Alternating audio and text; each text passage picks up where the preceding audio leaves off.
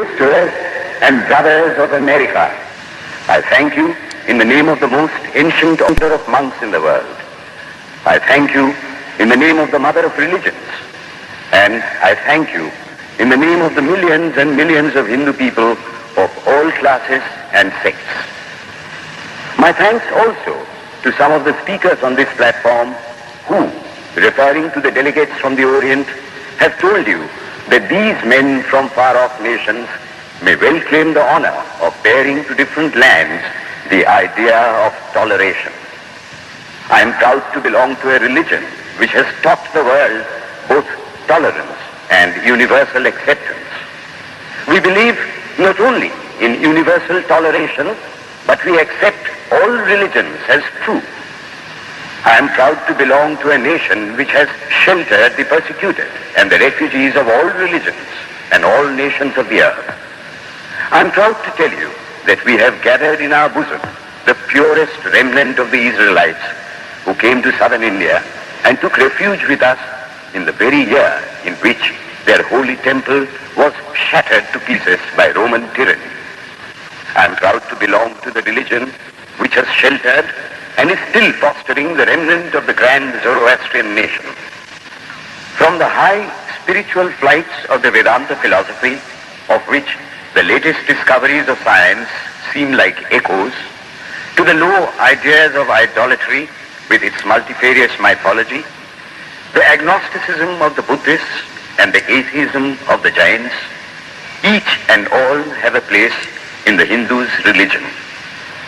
Where then, the question arises, where is the common center to which all these widely diverging radii converge? Where is the common basis upon which all these seemingly hopeless contradictions rest? And this is the question I shall attempt to answer. The Hindus have received their religion through revelation, the Vedas. They hold that the Vedas are without beginning and without end. It may sound ludicrous to this audience how a book can be without beginning or end. But by the Vedas, no books are meant. They mean the accumulated treasury of spiritual laws discovered by different persons in different times.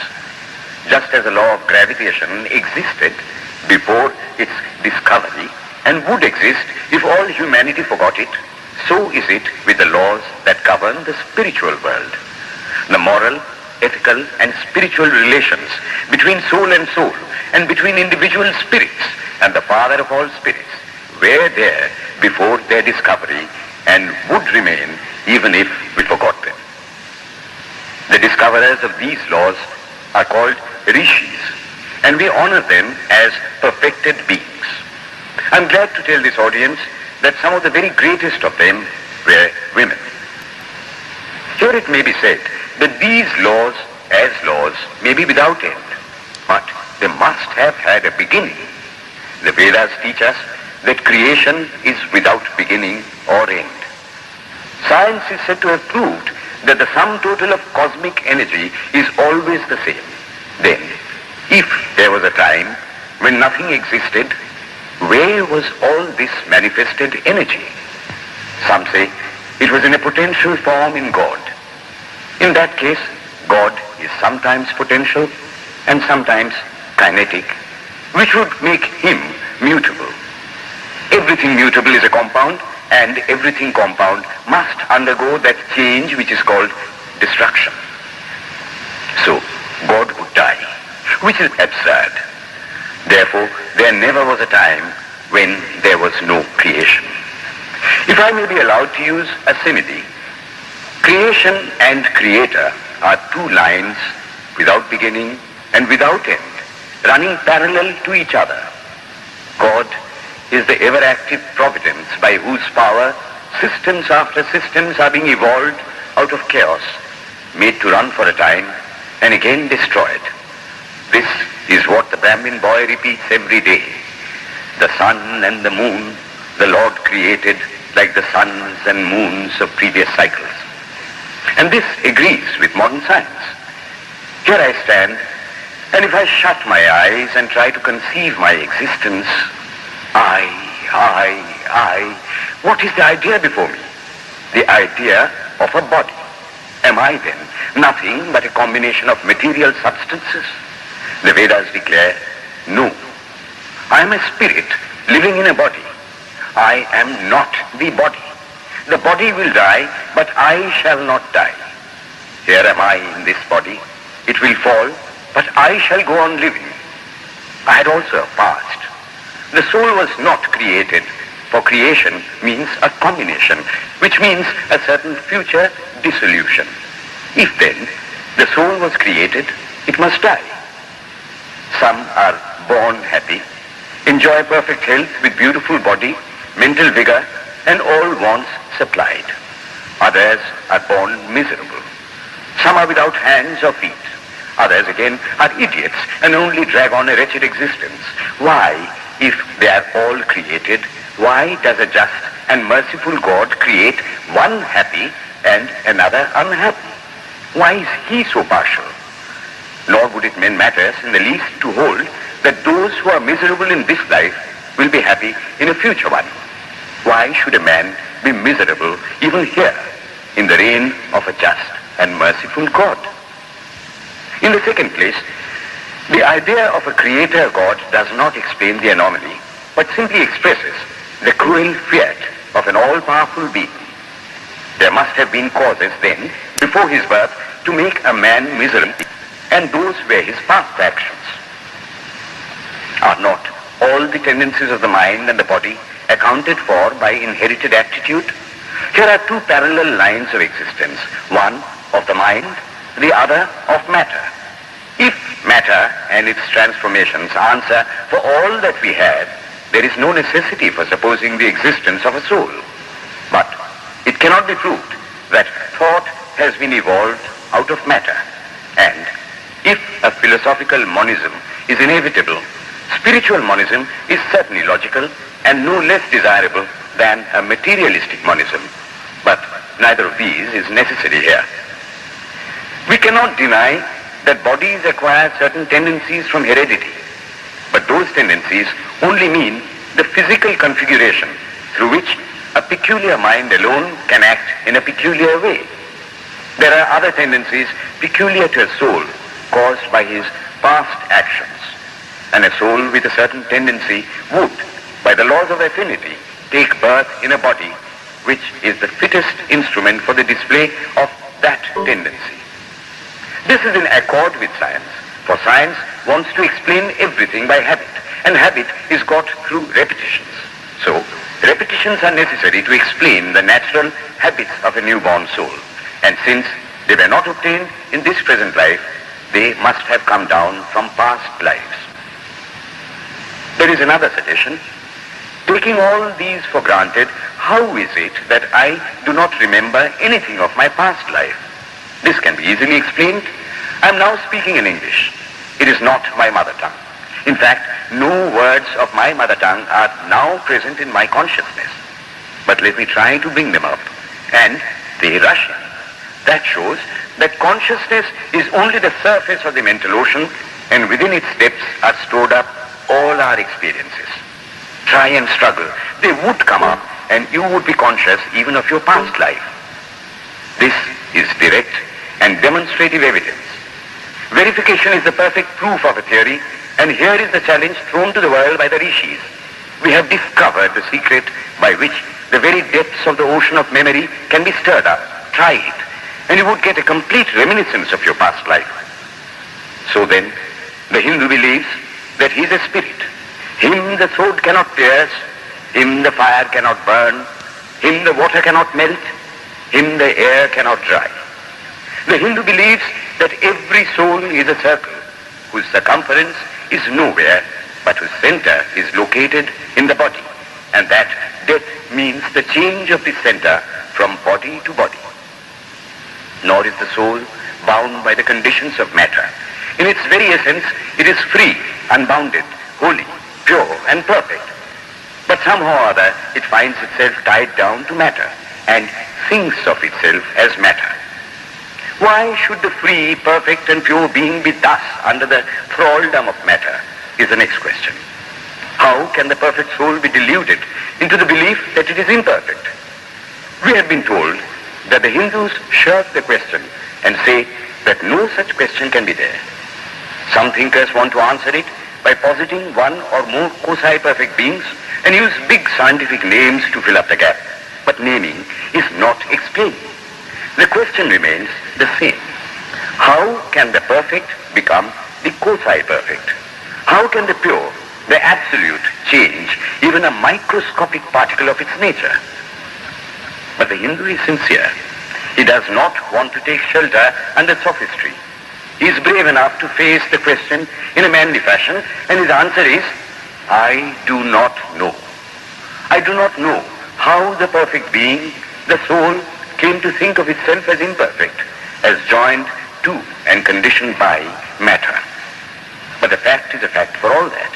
It is a fact in everybody's consciousness that one thinks of oneself as the body. The Hindu does not attempt to explain why one thinks one is the body. The answer that it is the will of God is no explanation. This is nothing more than what the Hindu says, I do not know. Well then, the human soul is eternal and immortal, perfect and infinite, and death means only a change of center from one body to another. The present is determined by our past actions, and the future by the present. The soul will go on evolving up or reverting back from birth to birth and death to death. But here is another question. Is man a tiny boat in a tempest, raised one moment on the foamy crest of a billow and dashed down into a yawning chasm the next, rolling to and fro at the mercy of good and bad actions, a powerless, helpless wreck in an ever-raging, ever-rushing, uncompromising current of cause and effect, a little moth placed under the wheel of causation, which rolls on, crushing everything in its way, and waits not for the widow's tears or the orphan's cry? The heart sinks at the idea. Yet, this is the law of nature. Is there no hope? Is there no escape?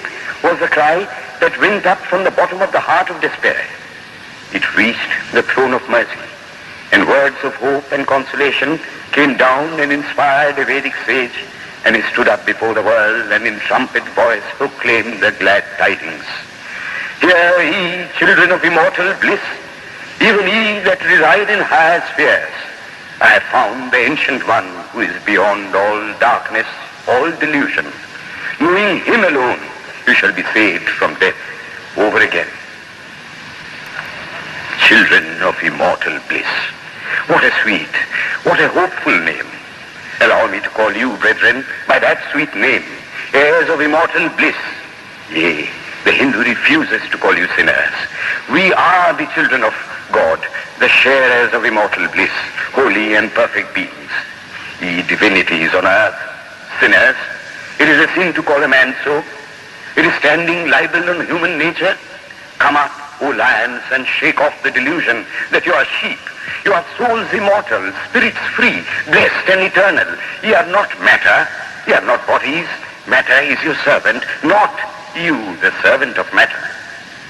Thus it is that the Vedas proclaim not a dreadful combination of unforgiving laws, not an endless prison of cause and effect, but that at the head of all these laws, in and through every particle of matter and force, stands one, by whose command the wind blows, the fire burns, the clouds rain, and death stalks upon the earth.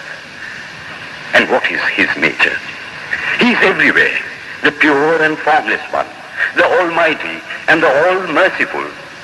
Thou art our Father, thou art our Mother, thou art our beloved friend, thou art the source of all strength. Give us strength. Thou art he that beareth the burdens of the universe. Help me bear the little burden of this life. Thus sang the rishis of the Vedas. And how to worship him? Through love. He is to be worshipped as the one beloved, dearer than everything in this and the next life. This is the doctrine of love declared in the Vedas. And let us see how it is fully developed and taught by Krishna, whom the Hindus believe to have been God incarnate on earth. He taught that a man ought to live in this world like a lotus leaf, which grows in water, but is never moistened by water. So a man ought to live in the world, his heart to God and his hands to work. It is good to love God for hope of reward in this or the next world, but it is better to love God for love's sake. One of the disciples of Krishna, the then Emperor of India, was driven from his kingdom by his enemies and had to take shelter with his queen in a forest in the Himalayas. And there, one day, the queen asked him how it was that he, the most virtuous of men, should suffer so much misery. Yudhishthira answered, "Behold, my queen, the Himalayas.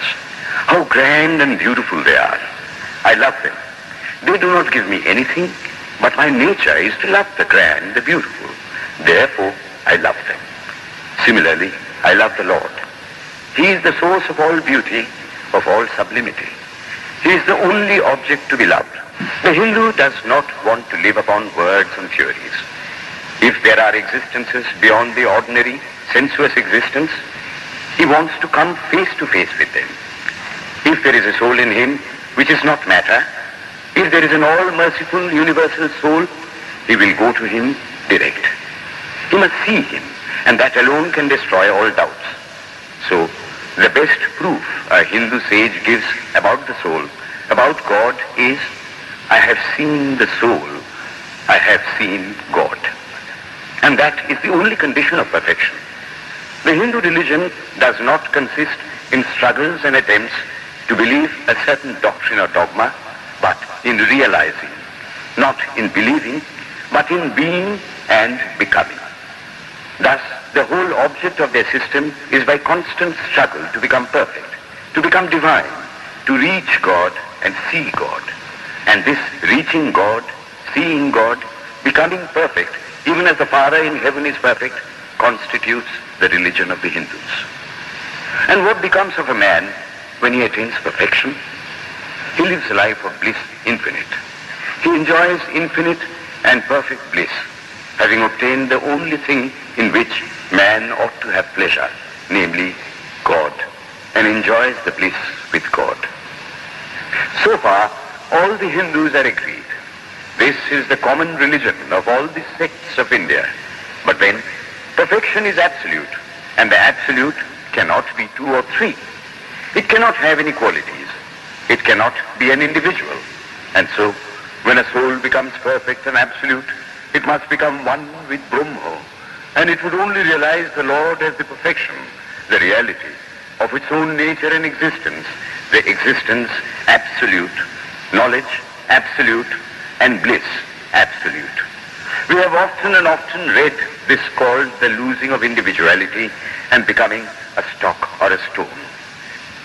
He jests at scars that never felt a wound. I tell you, it is nothing of the kind. If it is happiness to enjoy the consciousness of this small body, it must be greater happiness to enjoy the consciousness of two bodies, the measure of happiness increasing with the consciousness of an increasing number of bodies, the aim, the ultimate of happiness being reached when it would become a universal consciousness. Therefore, to gain this infinite universal individuality, this miserable little prison individuality must go. Then alone can death cease when I am one with life. Then alone can misery cease when I am one with happiness itself. Then alone can all error cease when I am one with knowledge itself. And this is the necessary scientific conclusion. Science has proved to me that physical individuality is a delusion, that really my body is one little continuously changing body in an unbroken ocean of matter, and Advaita, or unity, is the necessary conclusion with my other counterpart, soul. Science is nothing but the finding of unity. As soon as science would reach perfect unity, it would stop from further progress, because it would reach the goal. Thus, chemistry could not progress farther when it would discover one element out of which all others could be made. Physics would stop when it would be able to fulfill its services in discovering one energy of which all the others are but manifestations. And the science of religion become perfect when it would discover Him who is the one life in a universe of death. Him who is the constant basis of an ever-changing world, one who is the only soul of which all souls are but delusive manifestations. Thus is it, through multiplicity and duality, that the ultimate unity is reached. Religion can go no farther. This is the goal of all science. All science is bound to come to this conclusion in the long run. Manifestation and not creation is the word of science today. And the Hindu is only glad that what he has been cherishing in his bosom for ages is going to be taught in more forcible language and with further light from the latest conclusions of science. Descend we now from the aspirations of philosophy to the religion of the ignorant. The tree is known by its fruits. When I have seen amongst them that are called idolaters, men, the like of whom in morality and spirituality and love I have never seen anywhere, I stop and ask myself, can sin beget holiness? Superstition is a great enemy of man, but bigotry is worse. Why does a Christian go to church? Why is the cross holy? Why is the face turned toward the sky in prayer? Why are there so many images in the Catholic Church? Why are there so many images in the minds of Protestants when they pray? My brethren, we can no more think about anything without a mental image than we can live without breathing. By the law of association, the material image calls up the mental idea and vice versa. This is why the Hindu uses an external symbol when he worships. He will tell you it helps to keep his mind fixed on the being to whom he prays. After all, how much does omnipresence mean to almost the whole world? It stands merely as a word, a symbol. Has God superficial area? If not, when we repeat that word omnipresent, we think of the extended sky or of space. That is all. If a man can realize his divine nature with the help of an image, would it be right to call that a sin? Nor, even when he has passed that stage, should he call it an error. To the Hindu, man is not traveling from error to truth, but from truth to truth, from lower to higher truth. To him, all the religions, from the lowest fetishism to the highest absolutism, means so many attempts of the human soul to grasp and realize the infinite, each determined by the conditions of its birth and association, and each of these marks a stage of progress. And every soul is a young eagle soaring higher and higher, gathering more and more strength till it reaches the glorious sun. Every other religion lays down certain fixed dogmas and tries to force society to adopt them. It places before society only one coat which must fit Jack and John and Henry all alike. If it does not fit John or Henry, he must go without a coat to cover his body. The Hindus have discovered that the absolute can only be realized or thought of or stated through the relative, and the images, crosses and crescents are simply so many symbols, so many pegs to hang spiritual ideas on. It is not that this help is necessary for everyone, but those that do not need it have no right to say that it is wrong, nor is it compulsory in Hinduism. One thing I must tell you, idolatry in India does not mean anything horrible. It is not the mother of harlots. On the other hand, it is the attempt of undeveloped minds to grasp high spiritual truths. The Hindus have their faults, they sometimes have their exceptions, but mark this, they are always for punishing their own bodies and never for cutting the throats of their neighbors. If the Hindu fanatic burns himself on the fire, he never lights the fire of inquisition. And even this cannot be laid at the door of his religion any more than the burning of witches can be laid at the door of Christianity. To the Hindu then, the whole world of religions is only a traveling, a coming up of different men and women through various conditions and circumstances to the same goal. Every religion is only evolving a God out of the material man, and the same God is the inspirer of all of them. Why then are there so many contradictions? They are only apparent, says the Hindu. The contradictions come from the same truth, adapting itself to the varying circumstances of different natures. It is the same light coming through glasses of different colors. And these little variations are necessary for purposes of adaptation. But in the heart of everything, the same truth reigns. The Lord has declared to the Hindu in his incarnation as Krishna, I am in every religion as a thread through a string of pearls. Wherever thou seest extraordinary holiness and extraordinary power raising and purifying humanity, know thou that I am there. And what has been the result? I challenge the world to find throughout the whole system of Sanskrit philosophy any such expression as that the Hindu alone will be saved and not others. Says Vyasa, we find perfect men even beyond the pale of our caste and creed. One thing more, how then can the Hindu, whose whole fabric of thought centers in God, believe in Buddhism, which is agnostic, or in Jainism, which is atheistic? The Buddhists or the Jains do not depend upon God, but the whole force of their religion is directed to the great central truth in every religion, to evolve a God out of man. They have not seen the Father, but they have seen the Son. And he that hath seen the Son hath seen the Father also. This, brethren, is a short sketch of the religious ideas of the Hindus.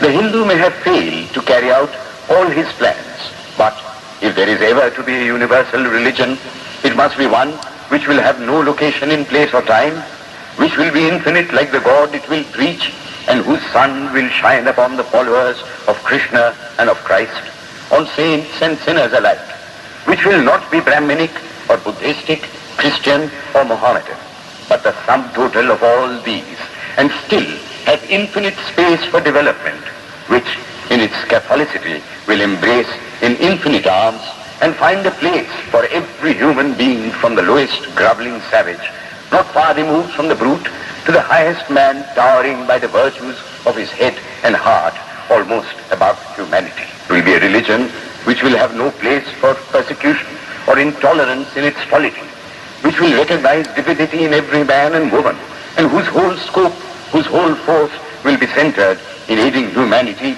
to realize its own true divine nature.